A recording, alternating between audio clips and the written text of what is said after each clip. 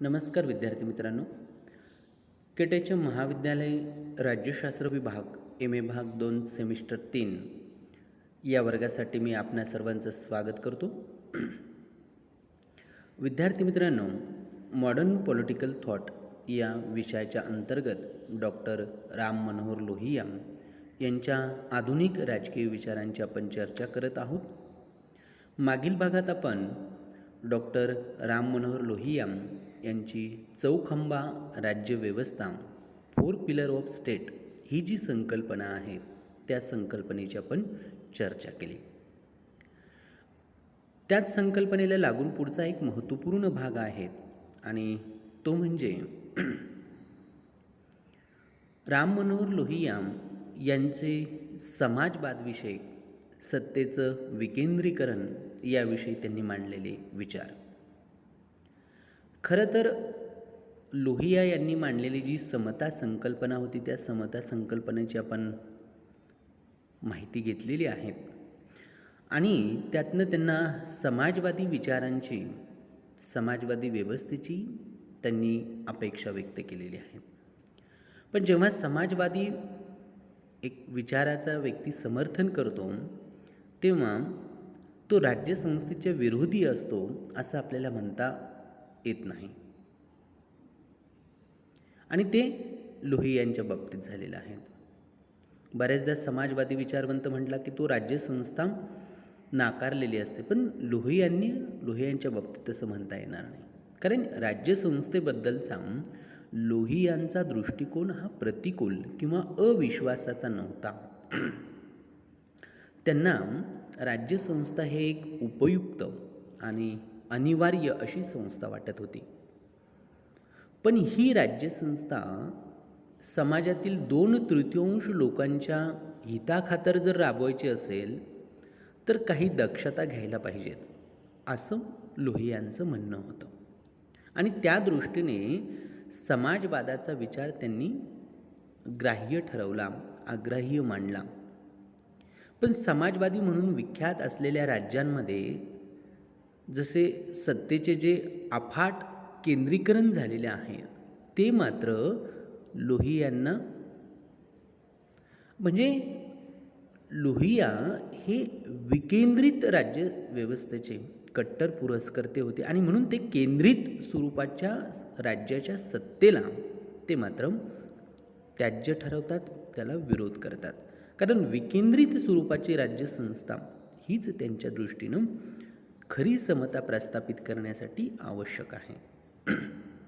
आणि म्हणून केंद्रीकरणातून सत्ता काय होते तर मुठभरांच्या हाती एकवटली जाते आणि तिचा गैरवापर त्यांच्या हातून घडण्याची शक्यता वाढत जाते.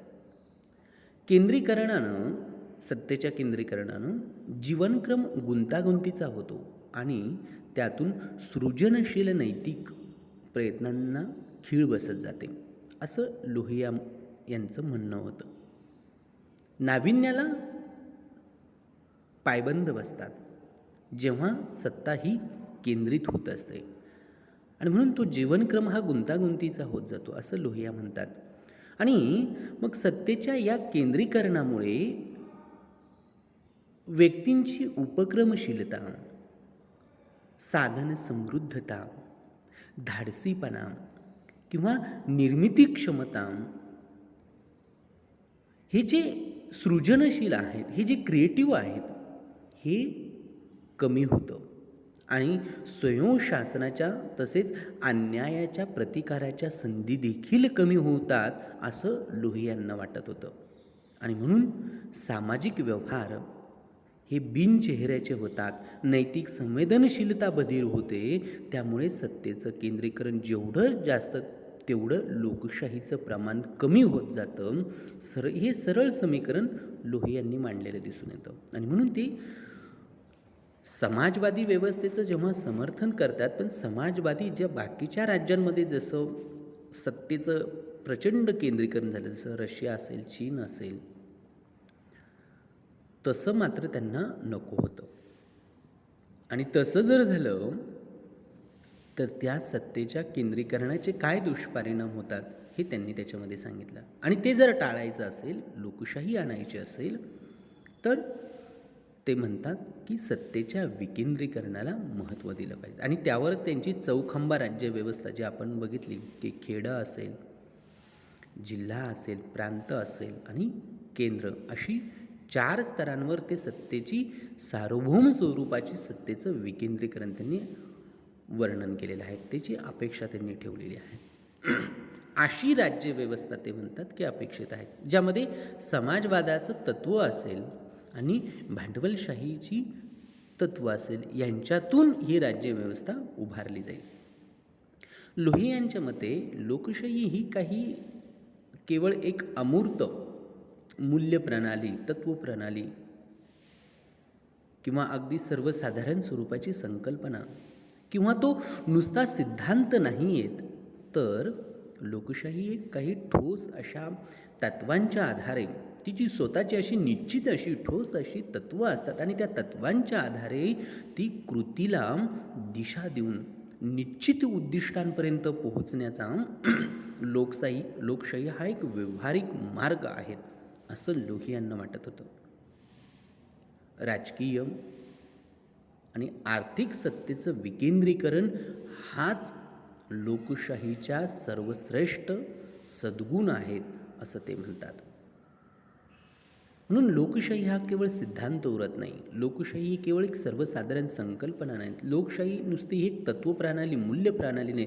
जसं गांधीजी म्हणतात की लोकशाही हा जीवन जगण्याचा मार्ग आहे, तसंच लोहियांच्या विचारांमधून दिसतं की लोकशाही ही आपल्या तत्वांच्या आधारे एखाद्या कृतीला निश्चित दिशा देते आणि एक विशिष्ट अशा उद्दिष्टांपर्यंत घेऊन जाण्याचा तो व्यावहारिक असा मार्ग ठरतो.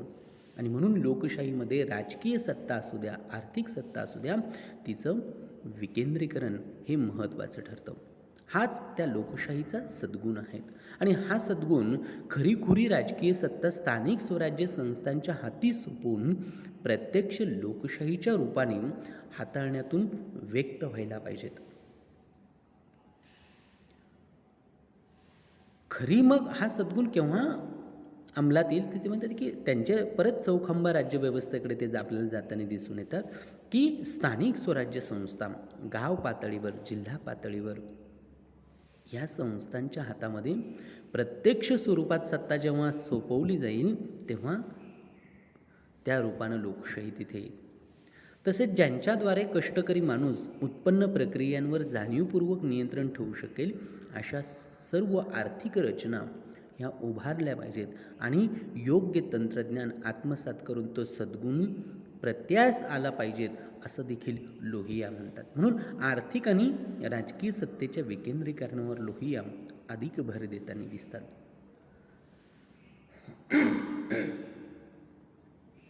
आता साम्यवादी व्यवस्थांमध्ये प्रचलित असलेला जो समाजवादाचा नमुना होता तो लोकशाहीसाठी घातक आहे किंवा लोकशाहीसाठी तो कामाचा नाही आहे, हे ध्यानात आल्यामुळं, हे लक्षात घेतल्यामुळं लोहियांनी स्वतःचा असा एक नवा, सुधारित आणि स्वतंत्र असा एक समाजवाद मांडण्याचा प्रयत्न त्यांनी केलेला दिसतो. त्यांच्या समाजवादाची 4 साध्य होती आणि ती त्यांनी सांगितलेली आहेत. मूळ समाजवादी व्यवस्थांपेक्षा, कारण तो मूळ समाजवाद ही लोकशाहीच्या दृष्टीने योग्य नाही आहेत, हे त्यांच्या लक्षात आल्यानंतर मग ते एक स्वतंत्र असा, सुधारित असा स्वतःचा एक समाजवाद मांडतात आणि त्याच्यासाठी ते 4 ध्येय सांगतात. त्यातलं पहिलं ध्येय असं होतं की साध्य होऊ शकेल तेवढी अधिकतम समता आणि समतेने प्रभावित झालेला न्याय अपेक्षित होता. म्हणजे समाजवादी व्यवस्थेमध्ये समतेवर आधारित सर्वच व्यवस्था आणण्यासाठी अट्टाहास केला जातो, मग प्रस्थापित आहे त्या सगळ्या व्यवस्था उलथून टाकल्या जातात. पण लोहिया असं म्हणतात की शक्य होईल तेवढं, साध्य होईल तेवढी अधिकाधिक समता आणण्याचा प्रयत्न करावा आणि मग त्या समतेच्या आधारावर न्याय व्यवस्था प्रस्थापित करावी, न्याय्य स्वरूपाची व्यवस्था. दुसरं ते असं सांगतात की भांडवलशाही भौतिक आणि विकास विकासवादी भौतिकता यांनी निर्माण केलेली दुहेरी कुंडी टाळून माणसाच्या भौतिक आणि नैतिक गरजांमध्ये संपूर्ण सुसंवाद साध्य करू शकेल असं उत्तम जीवन निर्माण करणं. कारण झालं काय की भांडवलशाहीची भौतिकता आहेत आणि जे विरोध विकासवादाची ही जी भौतिकता आहे भांडवलशाही व्यवस्थेने निर्माण केलेली आहे तिच्यामुळे दुहेरी स्वरूपाची कुंडी निर्माण होते. आणि लोहिया म्हणतात की मग माणसाला ही दुहेरी स्वरूपाची कुंडी टाळायची आहेत आणि माणसाची भौतिक आणि नैतिक ह्या दोन गरजा ज्या आहेत ज्या वरवर परस्पर विरोधी दिसतात पण ह्या दोनही गरजांमध्ये सुसंवाद साध्य करू शकेल असं एक उत्तम जीवन आपल्याला निर्माण करायचं आहे. हे त्यांच्या समाजवादाचं दुसरं साध्य त्यांनी सांगितलं. तिसरं महत्त्वाचं साध्य ते असं सांगतात की माणूस आणि त्याचा परिपूर्ण शारीरिक, बौद्धिक, नैतिक विकास यांनाच समर्पित असलेल्या औद्योगिक आणि शेतकी तंत्रज्ञान आणि त्यांचं समुचित संघटन आपल्याला निर्माण करायचं आहे. म्हणजे माणसाच्या संपूर्ण मग तो नैतिक असेल, बौद्धिक असेल, शारीरिक असेल या सर्व विकास यांना समर्पित झालेली अशी औद्योगिक प्रगती करायची आहेत. म्हणजे औद्योगिक प्रगतीतून माणसाचं नैतिक अधपतन व्हायला नको, बौद्धिक अधपतन व्हायला नको, शारीरिक व्हायला नको, तर उलट ते वाढलं पाहिजेत. आणि असं औद्योगिक असेल, शेतीविषयक तंत्रज्ञान असेल किंवा समुचित जे संघटन असेल ते निर्माण करायचं आहेत असं लोहिया सांगतात.